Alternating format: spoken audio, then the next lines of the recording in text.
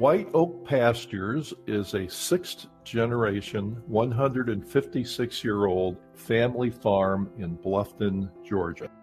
It's also the home of rancher Will Harris, who runs an expansive zero-waste production system with the animals he pasture raises and butchers on the farm. White Oak Pastures produces grass-fed beef, lamb, goat, and heritage pork, and pastured turkeys, chicken, duck, geese, and more. Will is a vocal and passionate champion of radically traditional farming as the path to regenerative land management, humane animal husbandry, and revitalizing rural communities.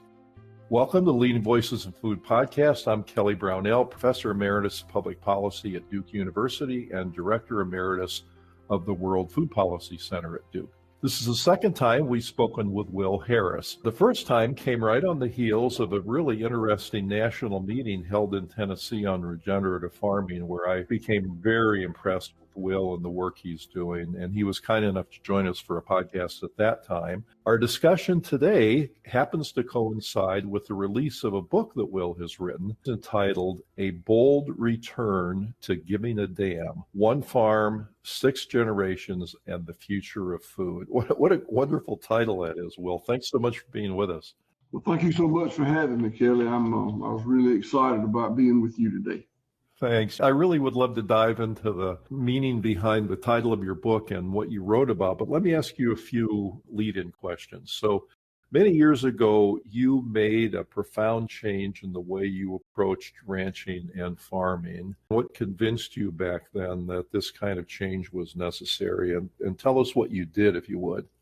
My dad ran the farm before me, and he was born in 1920. Took over the farm post-World War II, 1945. And he was the generation that really industrialized, commoditized, centralized the farm. It went from being the really typical 19th century farm under my grandfather to being a monocultural cattle operation under my dad. He was very, very good at it, great cattleman. He ran the farm profitably. And all I ever wanted to do was come back and run the farm as a monocultural industrial cattle operation. I just loved it. I went to the University of Georgia in 1972, majored in animal science with the intention of coming back, and did and loved it. You know, we weren't wealthy people, but we made money every year. We paid taxes every single year. And I was happy for a long time, but in the mid-90s, the excesses of that industrial monocultural model became displeasing to me. When it started, it happened fairly quickly. And I decided to change. I did not have a goal to move towards. I knew what I wanted to move away from. And I started moving away from it almost 30 years ago, and I've been moving away from it ever since. You know, I'd love to follow up on one thing that you mentioned, and it's the generational nature of kind of farming overall and your farm in particular. Several years ago, I did a tour of farms in eastern North Carolina, and I was really impressed with how important the family aspect of that was. Could you just tell us a little bit about that? What does that mean to you? And six generations, boy, that's really impressive. The family aspect of it is a blessing and a curse. But it's been a blessing for us. This is just the way it is. My dad was an only child, and I am an only child. So the passing down of the asset, the farmland, was very easy for us. I'm reminded the old European way of all the assets going to the eldest son was certainly not fair. But I think that went a long way towards ensuring that the asset was passed down, kept intact, as opposed to dividing it up equally among the 2, 3, 4, 6, 7 siblings. I have 3 daughters, 2 of which have come back to the farm, and I will leave the farm to those 2 daughters. Our farm is unusual in its 5, maybe 6 generations old, but it too will cease to be at some point. That's the way it is. There are other people that want to start farming that need the opportunity. So it's just a good, healthy, natural business system. You referred to the farm as an asset, but I have a feeling it's more than that. I mean, you could be passing down to subsequent generations a service station or a convenience store or a dry cleaners or something like that. But I have a feeling that the fact that you're passing along something that is tied to the land, it just has so much more meaning. But tell me if I'm wrong. No, you're exactly right, but I put a little finer point on it. There are not many non-depreciating assets. Land is a non-depreciating asset. I guess gyms are a non-depreciating asset. Probably art. There just aren't many assets that don't have a finite life to them, but land is one of them. It's perpetual. And I would argue that the herds also are perpetual. They certainly the individual animal in the herd has an expected lifespan, but the herd itself is perpetual. My cattle herd literally goes back genetically to the cattle my great grandfather brought here 150 something years ago. So when you take that perspective, it turns the asset that you inherit or build up or however that occurs, it turns it into something very, very special. And I think it should be treated that way. So let's get back to the farm itself. What have some of the effects been on your land of the practices that you use, on the environment, and also on the food you raise? And how do you work to achieve zero waste production? And what do you mean by that? Well, the impact on the land has been incredible. When I started changing the way I farm, which means principally giving up tillage, pesticides, chemical fertilizers, and grazing my animals differently and having a broader spectrum of species of animals on the farm, it changed it dramatically. My land went from 0.5% organic matter, 0.5, 1/2 to 5%, a 10x increase. It's incredible. And just to talk about the water holding capacity, I don't want to go too far down that hole, but 1% organic matter generally holds 27,000 gallons of water per acre. So when you go from 0.5% to 5%, a 10x increase, you can see what that does to the water holding capacity. And the change is just as dramatic in terms of the microbial life and other aspects of soil productivity. So it's incredible what it does. As far as the animals go, I had a monoculture of cattle, but I had a lot of them. And I always believed that our animal welfare was just great. I mean, I thought it was fine until I had my eyes opened and I realized that, keeping them well-fed, watered, comfortable temperature range is not good animal welfare. I thought it was, but it's not. It's also incumbent upon the herdsman to give the animals the opportunity to express instinctive behavior. Cattle were born to roam and graze, not stand in a pen and eat out of a trough. Chickens were born to scratch and peck. Hogs were born to root and wallow. And in the industrial model, those species don't get to do that. So that's a beautiful thing to me. And then the environment as a whole, I really believe that we're sequestering a lot of carbon. You mentioned the zero waste. And when I say zero waste, I don't want that people to think that there's never any plastic that's hauled off from here. Certainly there is. But we slaughter our animals here on the farm. We've got a pretty big slaughter plant, red meat and poultry for a private farm abattoir. And they generate about 7 tons a day of packing plant waste. That's the term USDA uses. We compost that and make just wonderful compost that we reapply to the land. And it's just a beautiful thing. Well, that is beautiful. So let's talk about the zero waste concept. When people hear that, I think some people think that it means you don't waste any parts of the animal when it's being turned into food for human consumption. But you're talking about more than that. And you mentioned the carbon sequestration in the soil. Can you explain what that means and how that fits into the zero waste idea? I will, but let me also address the fact that it does mean what you said. It does mean using all the animal. And we run the fat into lard and tallow, which we sell or make soap out of. The hides go to make rawhide pet shoes or send it away to be turned into leather. We have a shop where we make leather goods. I can go on and on about the things we do to not waste. We grind the bones that are not marketable soup bones. We grind them and apply them to the land as well as a source of calcium and phosphate. So zero waste takes a lot of different ramifications in achieving that. And the carbon, the carbon in our soil, the organic matter I mentioned earlier, having increased so dramatically is yet another way of not emitting. A company called Quantis, Quantis, is an environmental engineering company, and they did life cycle assessment on our farm several years ago. It's called LCA, Life Cycle Assessment. And it's actually on our website, whiteoakpastures.com. And it shows that we actually sequester carbon. It's 3.5 pounds of carbon is sequestered in the soil for every pound that we put up. So it's certainly doing positive things, we believe, for the environment.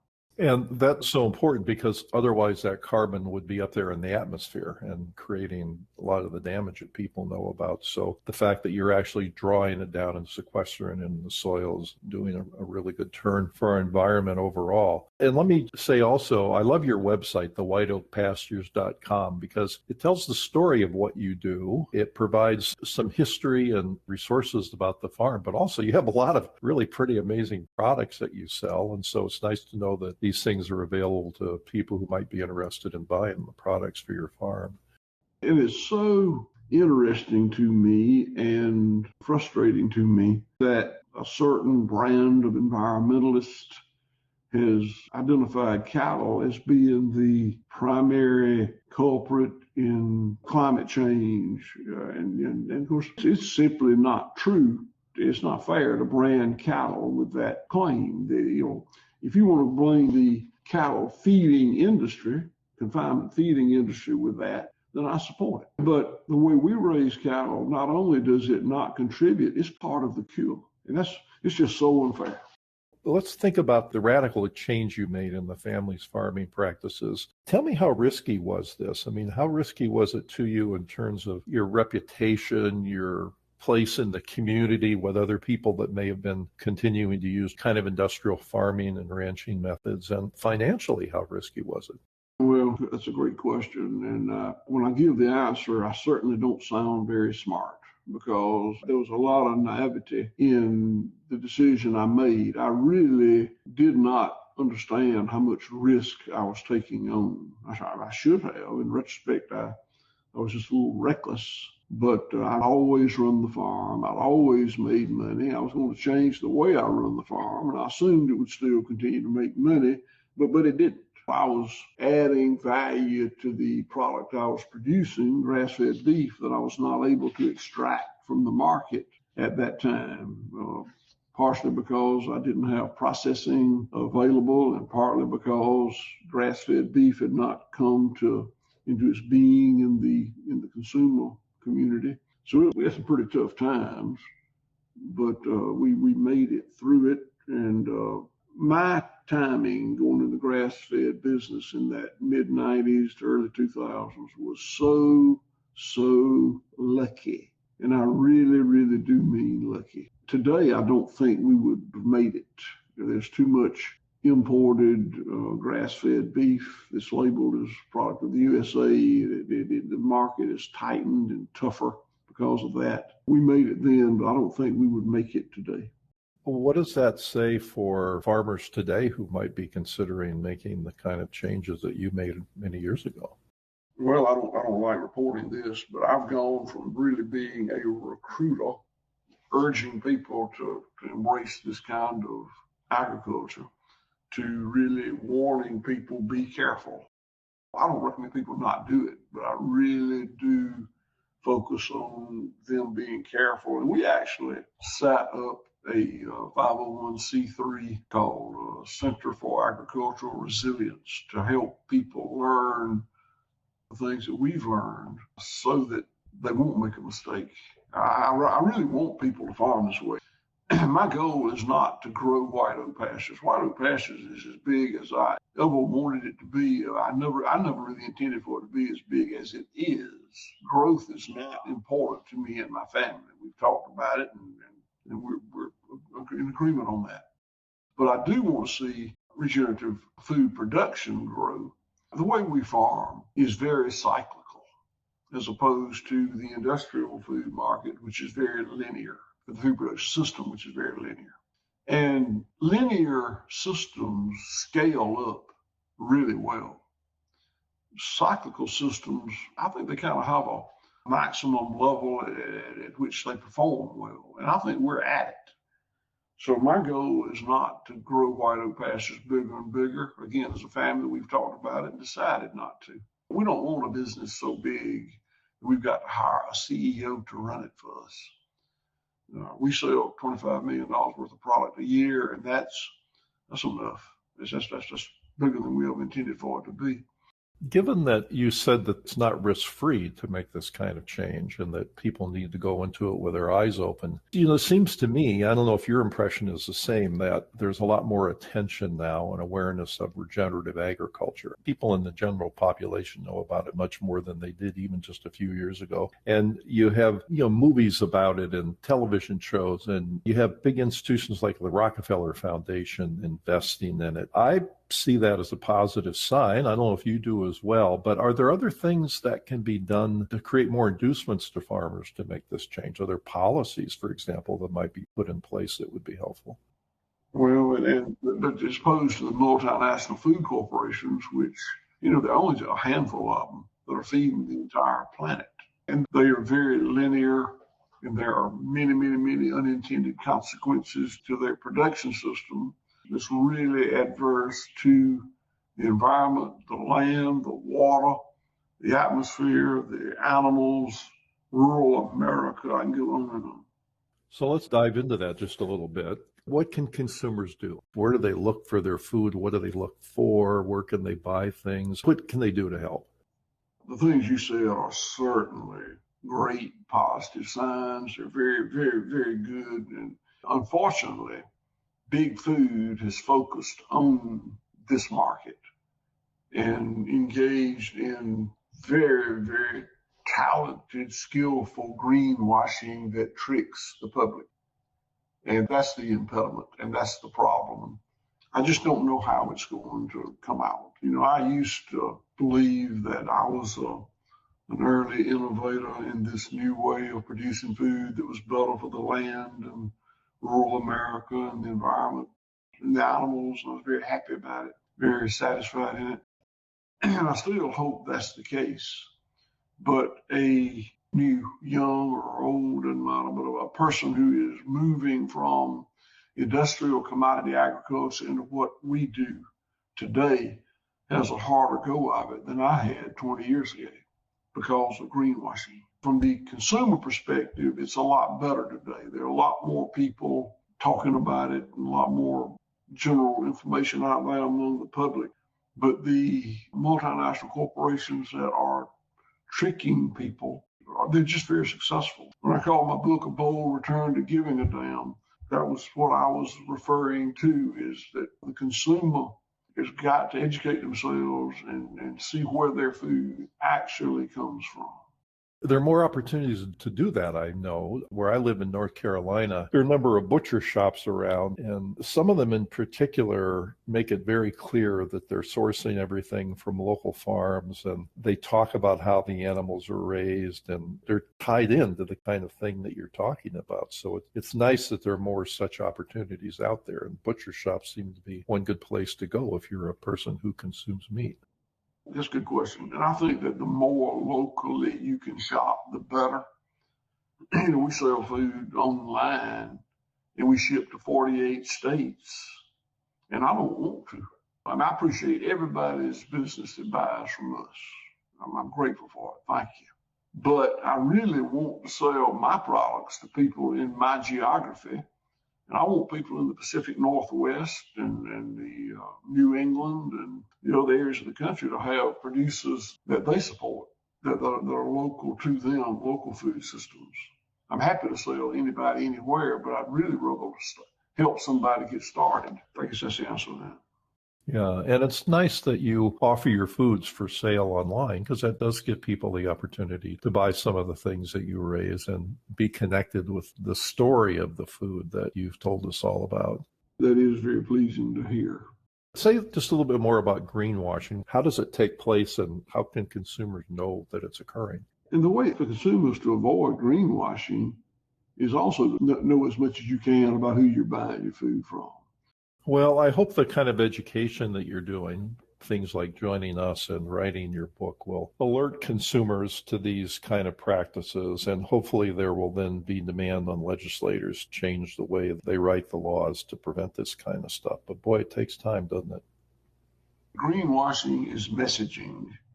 And, big multinational food companies and ag companies hire brilliant marketers to convey the message they want conveyed to consumers about how the food is produced. And I mean, it can be as simple as industrial milk having these beautiful barns and meadows and cows on the carton to some really technical things that are done, but it allows industrial food to be sold under the guise of being very green and humane. Big multinational food companies can import grass-fed beef from 20 countries, Uruguay, New Zealand, Australia being the three biggest or most prominent, and sell it as American grass-fed beef, literally and legally label it American grass-fed beef. If the animal was born, raised, and slaughtered in one of those other countries, it can be brought into this country and legally labeled by USDA product of the USA. And that is the epitome of greenwashing, and it's so very wrong. But if any value was added here, and that changed. I mean, when I first started selling grass-fed beef in the early 2000s, that's not the way that rule read. The rule changed, and it was not an accident. So let me ask a final question then regarding that. Are you optimistic if you look at the current generation of young people? Do they care more about these things than what used to be the case? And do you think that leads to some optimism about what might occur in the future? Well, it does, and there's so much money behind it. I think if the food production system in this country changes, it won't be changed by big ag. It won't be changed by the Department of Agriculture. It won't be changed by land grant universities. It'll be changed by consumers and what they demand. It's so nice to hear that from you and consistent with my own experience. In the classroom, I've been teaching people for many years. The most recent generations of young people seem very motivated around these issues and informed and passionate. And I see that as a very positive sign for the future. So I'm glad your opinion on this and mine converge. And there's reason, I think, to be hopeful for the future. So, Will, listen, it was wonderful speaking to you the first time we did a podcast and equally wonderful today. So I'm really grateful you could join us and good luck with your work. And it's clearly inspired. There is no doubt there's more enthusiasm and optimism among young people. In fact, we have an intern program. We only take 6 per quarter, 4 times a year. And we get 20-something applications for the 6 openings every quarter. I mean, it's incredible. And when we don't push it, we don't advertise it because I just can't handle any more than that. But the number of young, smart, enthusiastic people that come through here, most of them do not come from agricultural backgrounds. It's very, very heartening. That part is just great. And so many of our young people that came through here have gone on to do really, really good things in other places. I'm very proud of them. So our guest today has been Will Harris of White Oak Pastures Farm in Bluffton, Georgia. You can check out his family's online store, and as I said before, a really wonderful website at whiteoakpastures.com. And of course, his new book is entitled A Bold Return to Giving a Damn, One Farm, 6 Generations, and the Future of Food. Thank you for listening, and special thanks to Deborah Hill for her fine work as producer of this series. If you'd like to subscribe to the Leading Voices in Food podcast series, you can find it on Apple Podcasts, Google Podcasts, or your favorite podcast app. And in addition, podcasts and transcripts are available on the website of the Duke World Food Policy Center. This is Kelly Brownell.